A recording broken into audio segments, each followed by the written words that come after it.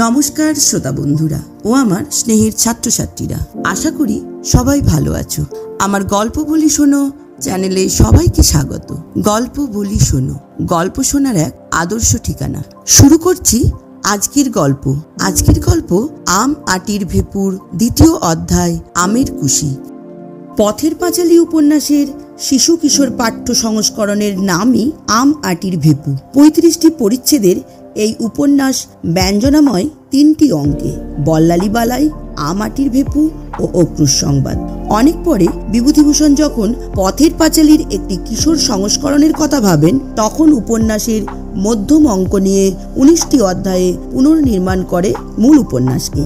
এভাবেই আম আটির ভেপু জন্ম নেয়। শুরু করছি আজকের গল্প আম আটি ভেপুর, দ্বিতীয় অধ্যায় আমের কুশি।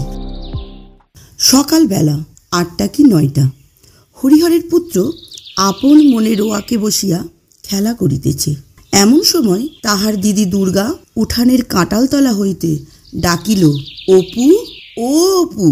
সে এতক্ষণ বাড়ি ছিল না, কোথা হইতে এইমাত্র আসিল।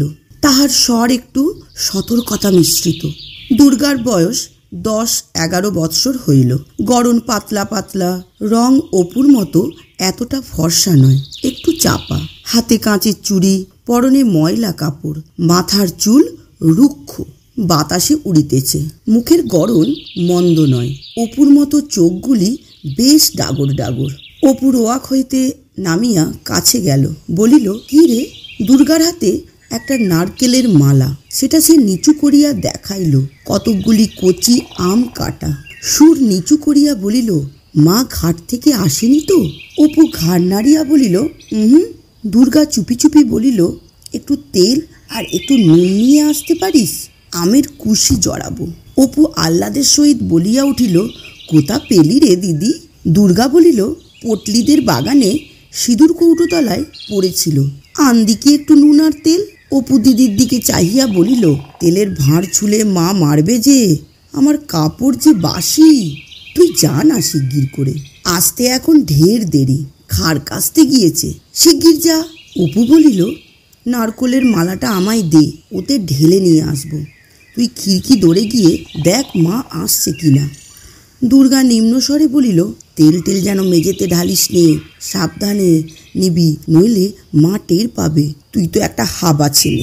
অপু বাড়ির মধ্য হইতে বাহির হইয়া আসিলে দুর্গা তাহার হাত হইতে মালা লইয়া আমগুলি বেশ করিয়া মাখিল, বলিল, নে হাত পাক।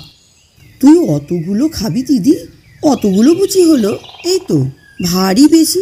যা, আচ্ছা নে আর দুখানা। বাহ, দেখতে বেশ হয়েছে রে। একটা লঙ্কা আনতে পারিস? আর একখানা দেবো তাহলে। লঙ্কা কি করে পারবো দিদি, মা যে তক্তার উপর রেখে দেয়, আমি যে নাগাল পাইনি। তবে থাকবে যাক, আবার ওবেলা আনবো এখন। পটলিদের ডোবার ধারের আম গাছটায় গুটি যা ধরেছে, দুপুরের রোদে তলায় ঝরে পড়ে।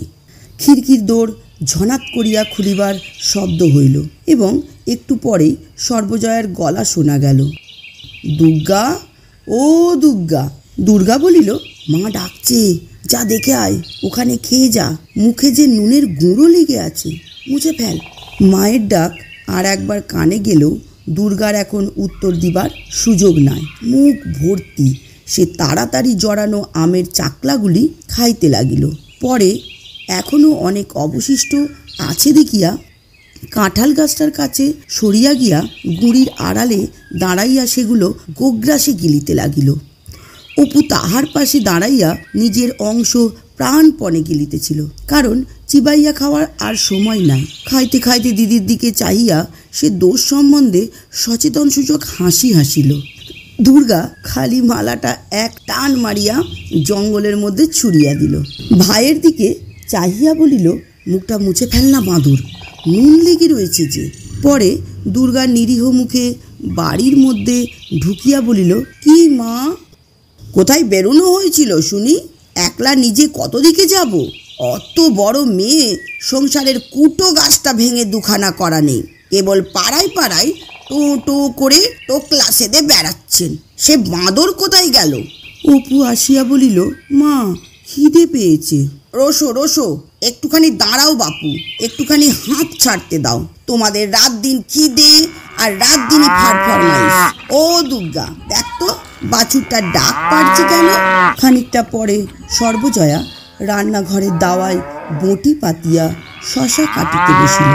অপু কাছে বসিয়া পড়িয়া বলিল, আর একটু আটা বের করো না মা, মুখে বড্ড লাগে। দুর্গা নিজের ভাগ হাত পাতিয়া লইয়া সংকুচিত সুরে বলিল, চাল ভাজা আর নেই মা। অপু খাইতে খাইতে বলিল, উফ, চিবানো যায় না, আম খেয়ে যা দাঁত টোকে। দুর্গার ভ্রুকুটি মিশ্রিত চোখ টেপায় বাধা পাইয়া তাহার কথা অর্ধপথেই বন্ধ হইয়া গেল। তাহার মা জিজ্ঞাসা করিল, আম কোথায় পেলি? সত্য কথা প্রকাশ করিতে সাহসী না হইয়া অপু দিদির দিকে জিজ্ঞাসাসূচক দৃষ্টিতে চাহিল। সর্বজয়া মেয়ের দিকে চাহিয়া বলিল, তুই ফের এখন বেরিয়েছিলি বুঝি?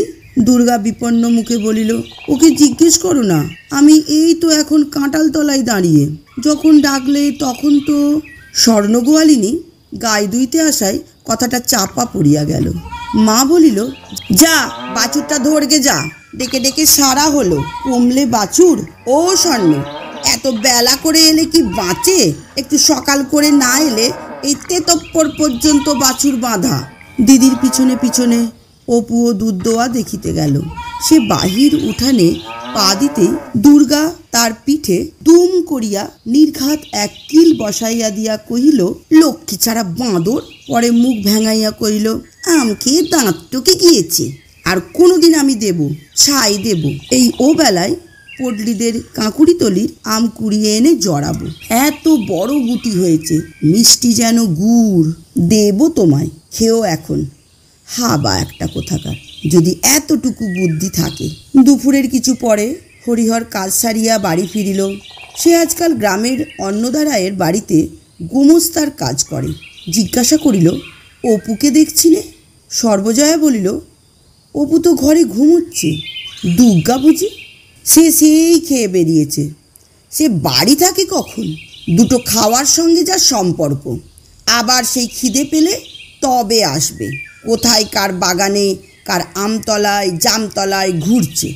এই ৩৪ মাসের রোদ্দুর, ফের দেখো না এই জ্বরে পড়ল বলে। অত বড় মেয়ে বলে বোঝাবো কত? কথা শোনে না কানে নেয়। গল্পটির পাঠ এখানেই শেষ হলো। এটি বর্তমানে সিবিএসই নবম শ্রেণীর পাঠ্য। আশা করি আমার স্নেহের ছাত্রছাত্রীদের কাজে লাগবে। আর আমার শ্রোতা বন্ধুদের উদ্দেশ্যে ভালো লাগলে একটি লাইক আর পরবর্তী গল্প শোনার জন্য অবশ্যই সাবস্ক্রাইব করবেন।